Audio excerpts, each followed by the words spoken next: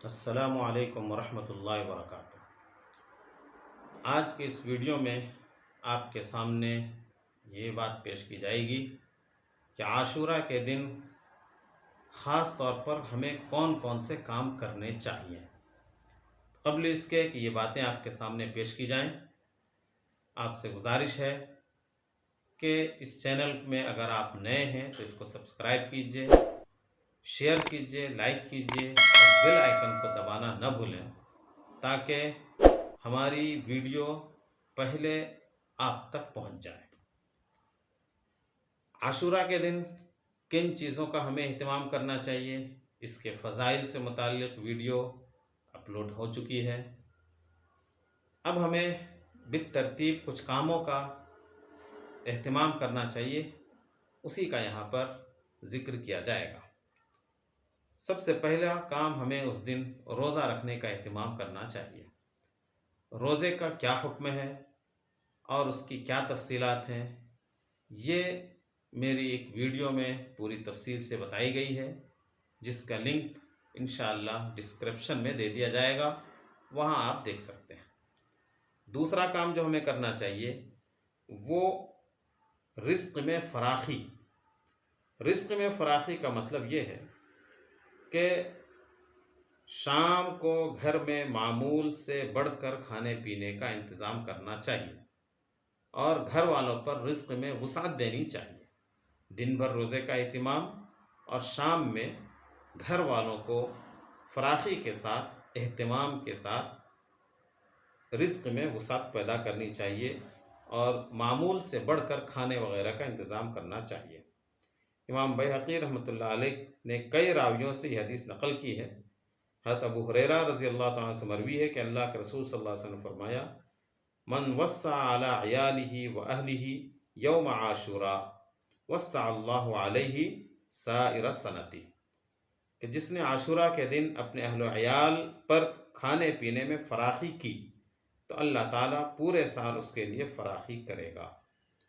سند کے اعتبار سے اس حدیث کو کمزور مانا گیا ہے، لیکن دوسری روایتوں سے مل کر اسے قوت حاصل ہو جاتی ہے اور یہ حدیث حسن لغیرہ کے درجے میں آ جاتی ہے، جس سے معلوم ہوا کہ یہ بے اصل بات نہیں ہے۔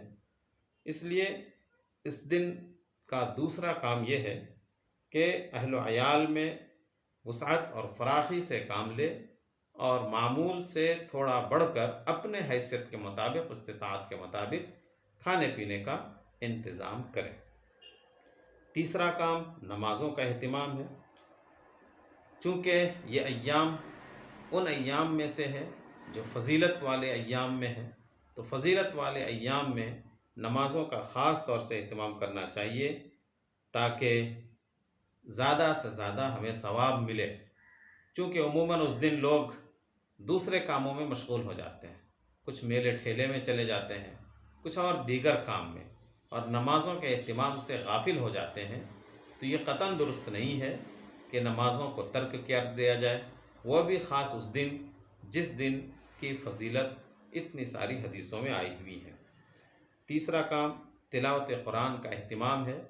اس کا مسئلہ بھی ایسا ہی ہے کہ چونکہ اس دن خاص فضیلت کا دن ہے، اس لیے اس دن اہتمام سے تلاوت کرنا چاہیے جتنی ہمیں اللہ تعالیٰ توفیق دے، کیونکہ اس دن کی تلاوت کا ثواب بھی دوسرے دنوں کے مقابلے میں کچھ بڑا ہوا رہے گا، فضیلت دن کو حاصل ہے اس لیے۔ چوتھا کام ذکر و اذکار کی کثرت ہے، اور ذکر و اذکار کی کثرت کا مسئلہ بھی ایسا ہی ہے کہ وہ دن چونکہ فضیلت والا دن ہے، اس لیے اس دن کثرت سے ذکر و اذکار بھی کرنا چاہیے۔ ذکر و اذکار میں مشغول ہونا چونکہ کافی منافع بخش ہوتا ہے اور دلوں کے اطمینان کا باعث بھی ہوتا ہے، اس لیے اس دن اہتمام کرنا چاہیے، اور خصوصیت کے ساتھ لا الہ الا اللہ وحدہ لا شریک لہ لہ الملک ولہ الحمد وہو علی کل شیء قدیر کا اہتمام کرنا چاہیے۔ بعض روایتوں میں آتا ہے کہ دن میں اگر کوئی 100 مرتبہ اس ذکر کو پڑھے تو 10 غلام آزاد کرنے کے برابر اسے ثواب ملتا ہے۔ اس لیے خصوصیت کے ساتھ اس دن اہتمام کریں۔ پانچواں کام توبہ اور استغفار کا اہتمام ہے۔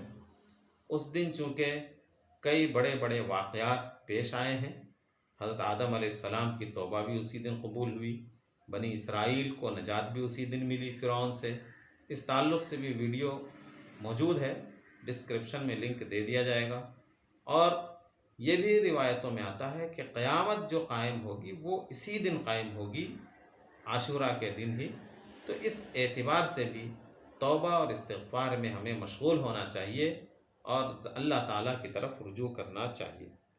چھٹا کام یہ بھی ہے کہ اس دن چونکہ عام لوگ حضرت حسین رضی اللہ تعالیٰ عنہ کی یاد کے طور پر جانتے ہیں اور دوسرے خرافات میں مشغول ہوتے ہیں، تو خرافات میں مشغول ہونے کے بجائے بہتر کام یہ ہے کہ اس دن تمام صحابہ کرام پر ایصال و ثواب کا اہتمام کریں، قرآن پڑھیں، ذکر و اذکار کریں، اور ان کا ثواب صحابہ کرام کو اور تمام مؤمنین اور مؤمنات کو خصوصیت کے ساتھ جس دن کو آپ نے یاد رکھا ہے، جن کے نام کے ساتھ نسبت کر کے ان کو خاص طور پر ثواب پہنچائیں۔ اور اس طرح ان باتوں کا ہمیں اس دن اہتمام کرنا چاہیے خصوصیت کے ساتھ۔ ان کے علاوہ جو کام ہیں خلاف شرع اور جو کام ایسے ہیں جن میں کوئی فائدہ نہیں، تو ان کاموں سے ہمیں بچنا چاہیے۔ اللہ کے رسول صلی اللہ علیہ وسلم نے یوں بھی فرمایا ہے، من حسن اسلام المرء ترکہ ما لا یعنی، کہ اسلام کے آدمی کے اچھا ہونے کے لیے کافی ہے کہ وہ لا یعنی باتوں سے پرہیز کرے۔ آج کے لیے بس اتنا ہی، پھر ملتے ہیں اگلی ویڈیو میں اگلی کچھ خاص باتوں کے ساتھ۔ تب تک کے لیے اللہ حافظ۔